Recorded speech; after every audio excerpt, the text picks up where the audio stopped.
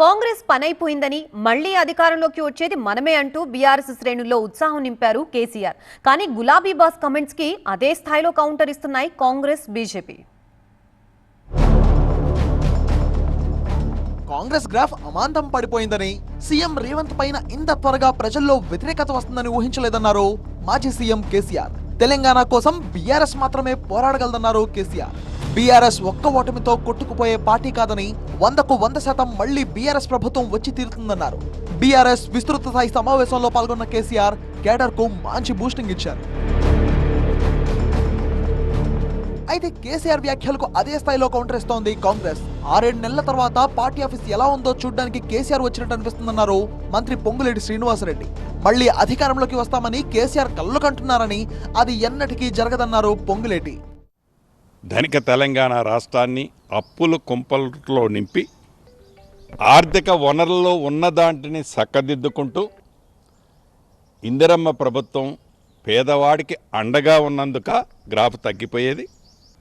ఆ దొరవారులాగా ఫామ్ హౌస్లో ఉండకుండా ఏ వ్యక్తి వచ్చినా గౌరవ ముఖ్యమంత్రి గారు కానీ కేబినెట్ మంత్రులు కానీ కలుస్తున్నందుక కాంగ్రెస్ పార్టీ గ్రాఫ్ పడిపోయేది. ఎందుకు కాంగ్రెస్ పార్టీ గ్రాఫ్ పడిపోతుందని ఊహల్లో మీరు ఊగిసలాడుతున్నారు. బీఆర్ఎస్, బీజేపీ రెండు ఒకటే అన్నారు పొంగులేటి. రెండు పార్టీలు కూడా ఒకే లైన్లో పనిచేస్తున్నాయని ఆరోపించారు. బీజేపీ ఏ స్టేట్మెంట్ ఇచ్చినా బీఆర్ఎస్కి అనుకూలంగానే ఇస్తుందన్నారు. బీజేపీ పార్టీ, బీఆర్ఎస్ పార్టీ ఒకే తాను బట్టలు. బీజేపీ పార్టీ ఒక 10 నిమిషాల ముందు ఒక స్టేట్మెంట్ అంటే దానికి ప్యారలల్గా ఈక్వలెంట్గా బీఆర్ఎస్ పార్టీ కూడా సేమ్ స్టేట్మెంట్ ఇస్తుంది. వీళ్ళిద్దరు అండర్స్టాండ్ అనేక పర్యాయాలు ప్రజలకి స్పష్టంగా అర్థమయ్యేలాగా ఇందిరమ్మ ప్రభుత్వం ప్రజలకు చెప్పింది. దాంట్లో భాగమే ఈ రాబోయే బై ఎలక్షన్లు వస్తాయని కలల కంటన్న ఆ ప్రభుత్వాలు. మరోవైపు బీఆర్ఎస్, కాంగ్రెస్ ఒక్కటే అని ఆరోపించారు కేంద్ర మంత్రి బండి సంజయ్.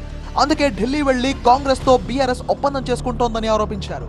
బీఆర్ఎస్ పై కాంగ్రెస్ ప్రభుత్వం అనేక కేసులు పెట్టిందని, కానీ ఎందులోనూ చర్యలు తీసుకోవడం లేదని విమర్శించారు. రెండు పార్టీల మధ్య అవగాహనకు ఇదే నిదర్శనమన్నారు.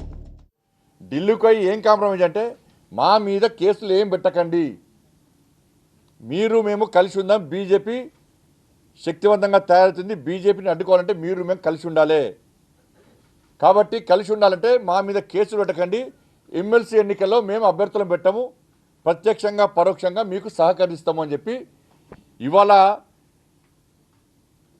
ఇండిపెండెంట్లకు ఫండింగ్ ఇస్తున్నది కాంగ్రెస్ పార్టీకి ఓట్లేమని చెప్తున్నది బీఆర్ఎస్. చాలా రోజుల తర్వాత తెలంగాణ భవన్ కు వచ్చి పార్టీ కేడర్లో జోష్ నింపిన కేసీఆర్ ఆయన చేసిన కమెంట్స్ పై కాంగ్రెస్, బీజేపీ అదే స్థాయిలో రియాక్ట్ అవుతున్నాయి. గులాబీ బాస్ పొలిటికల్ ప్లాన్ కు చెక్ పెట్టేందుకు తాము కూడా రెడీగానే ఉన్నామని సంకేతాలు పంపుతున్నాయి.